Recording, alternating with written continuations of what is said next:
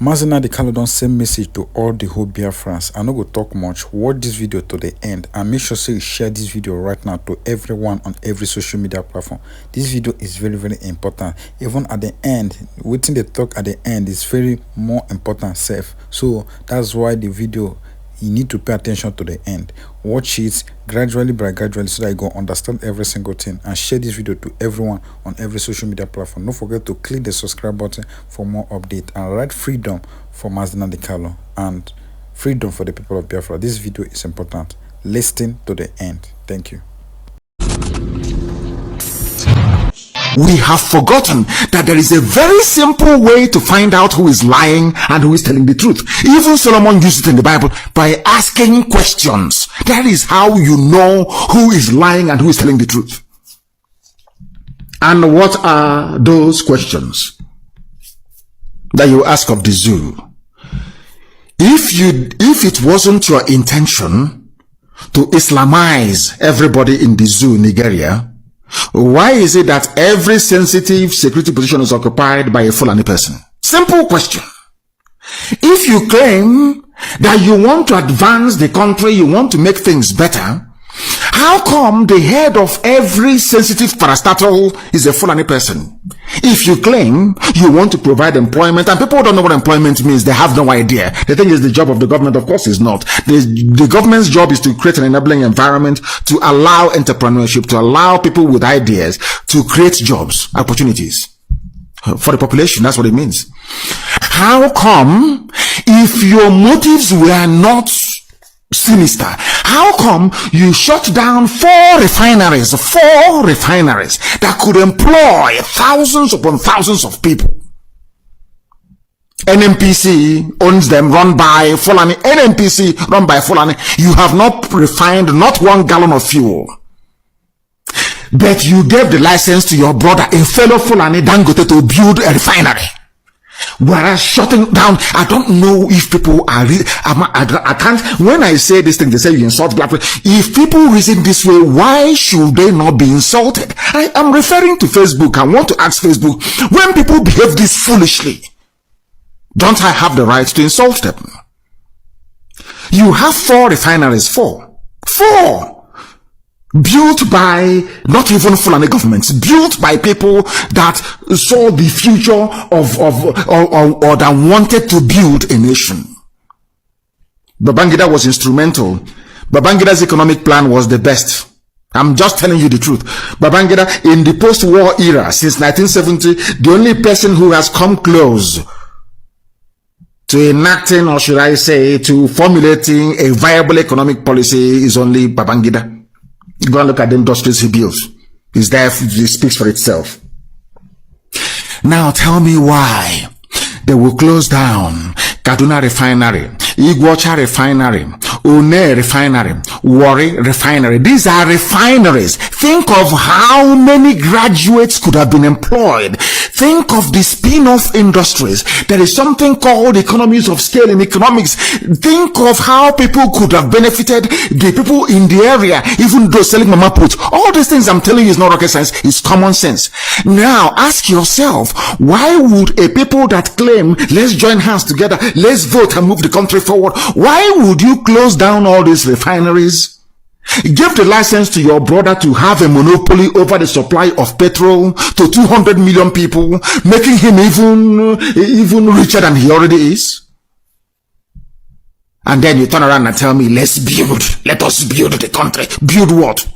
Build on what are you building? What are you building? Build what? I'm asking you. With bare hands? You are in a country, you are telling me that you are in a country, you are telling me you are from Biafra land, the east, that they call south and the southeast. You claim you are from there. Your own son is the transport minister, Amechi. He has not built a railway in his land, but he's building a railway to Niger Republic. And you're okay with it. Somehow you're normal. You get up in the morning and you go to work or you go to church. Everything is okay. And you're telling me that you're well. You're telling me that your senses are intact? Of course it's not. You see, that's what makes you black. Because you do not reason. The difference between black people and white people is that white people reason. They submit everything to the altar of reason. Black people do not reason. The animals in the zoo in Nigeria, they don't reason. Those that you call politicians, they do not reason. They can't think very well.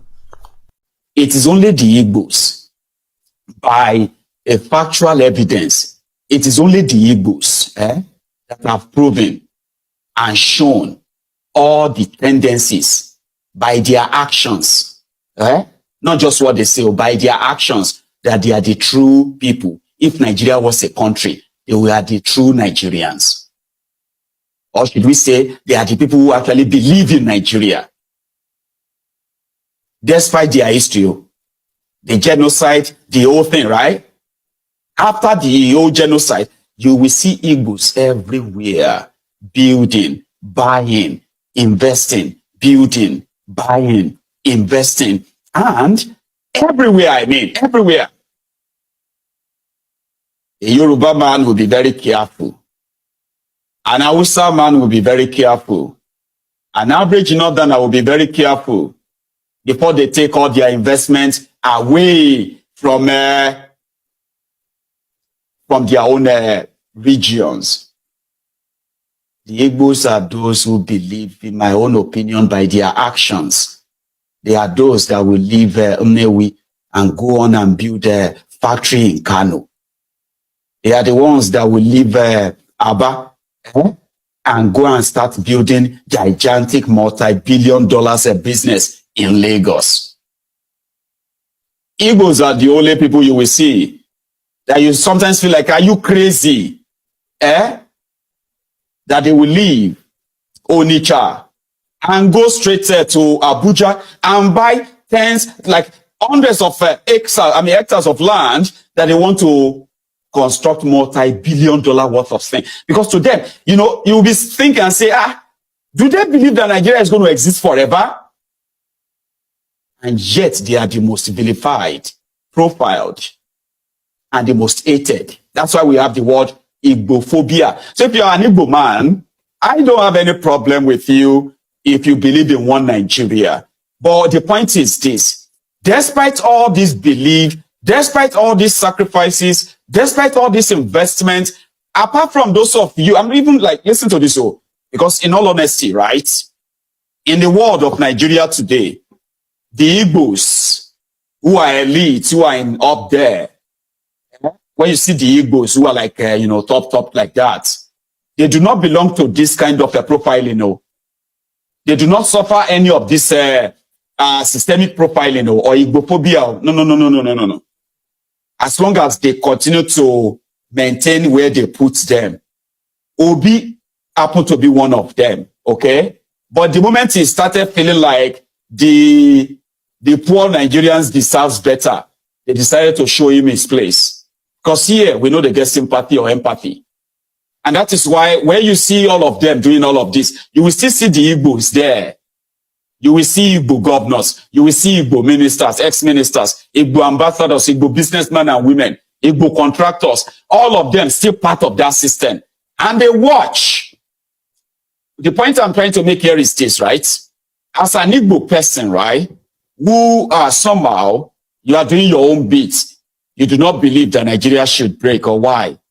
In fact, you deny all of this state-sponsored profiling, because to you, by denying it, you can pretend that it is not happening.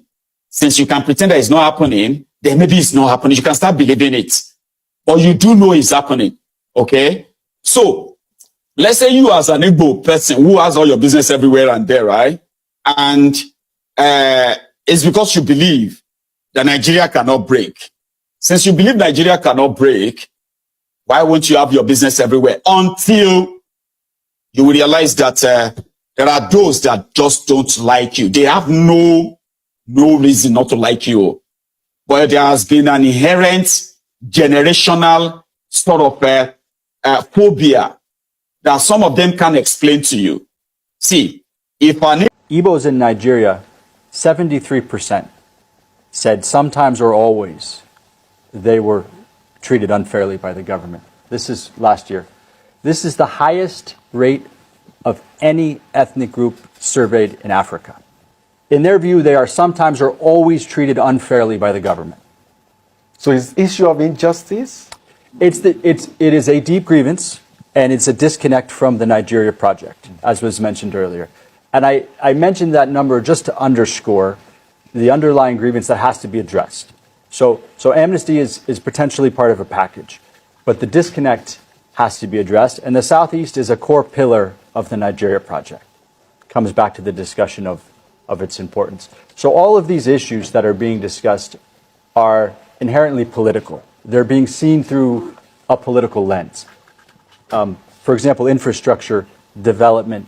The grievance is you have a very productive region that is exporting not just to Nigeria, but internationally. You have, I think, Imo and Anambra are number 4 and number 6 for GDP in Nigeria. And that was in 2021, which was a very violent year. So even amidst the violence, three of the 5 states in Southeast are in the top 12 for GDP per capita. Yet there's no seaport. The bridges are not good. The roads are not good. So it is a development and infrastructure issue, but it's seen through a political lens as a political grievance. The same with security, which is you have significant deployment of security forces, yet the perception is the DPOs are not from Southeast. Many of the officers are not from Southeast. They are not necessarily well-versed in the local context. And so they're not performing the role of community security in a way that they or other communities would expect. So that's a security issue, yes, but it's also perceived through a political lens. And it's the same with federal appointments and involvement in governance. So these are development, these are policy, these are economic issues, but they're seen through a broader political lens that they're not being kind of fairly adjudicated. And I think that's really important to underscore. So amnesty as part of a package may be a solution, but the underlying grievances have to be addressed with an understanding of the political perception, how the infrastructure problems, how the economic problems, how the security issues are perceived politically, and what it means to have a more representative involvement in those efforts from a Southeast perspective. Yes, it has to be a multi-stakeholder approach. The sensitive issues have to be addressed, and there needs to be involvement of the key stakeholders as this initiative is doing. That being said, in contexts like this, you might not move everybody over. You might not convince everybody.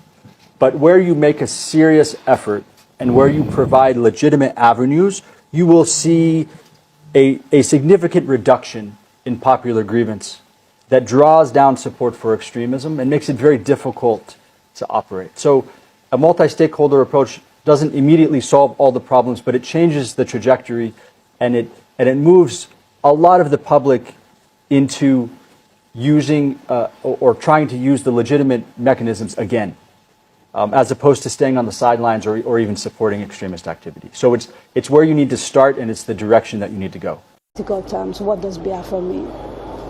Confederation. So a weak center, Very weak. very strong regions. Absolutely.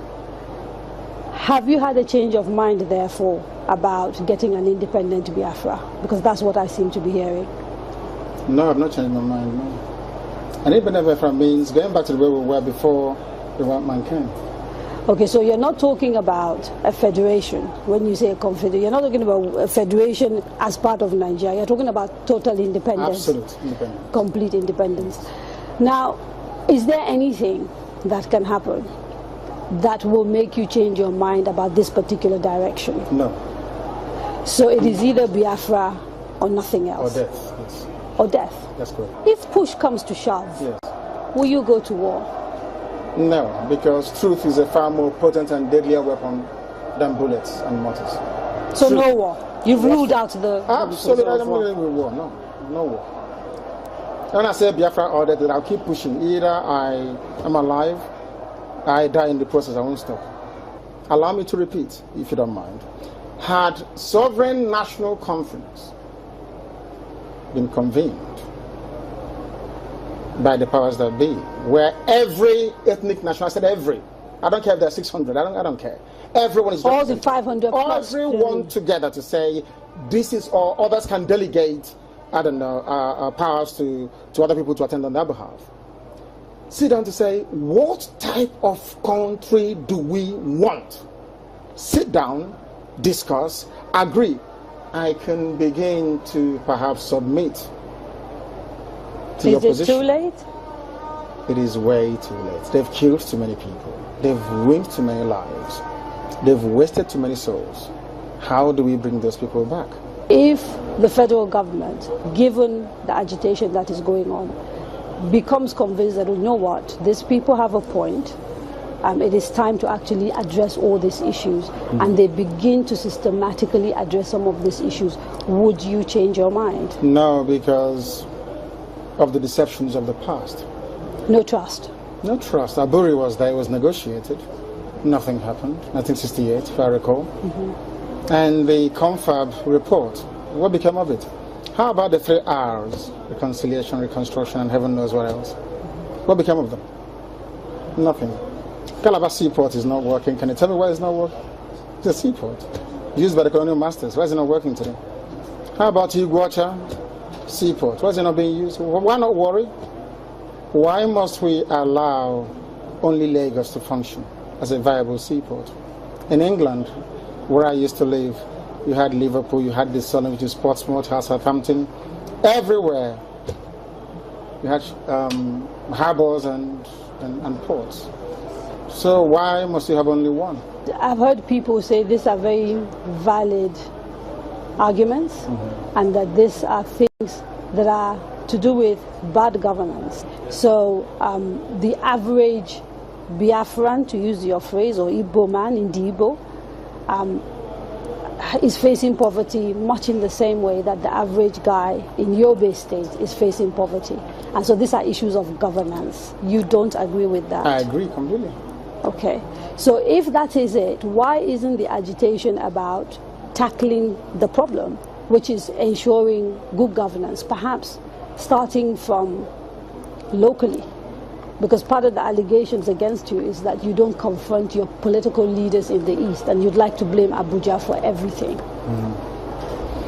Because the way I would want to solve a problem is not how a Fulani man would want to solve it. You really believe this is an ethnic thing, and the approach is different? No, the approach is different. No, it's not ethnic.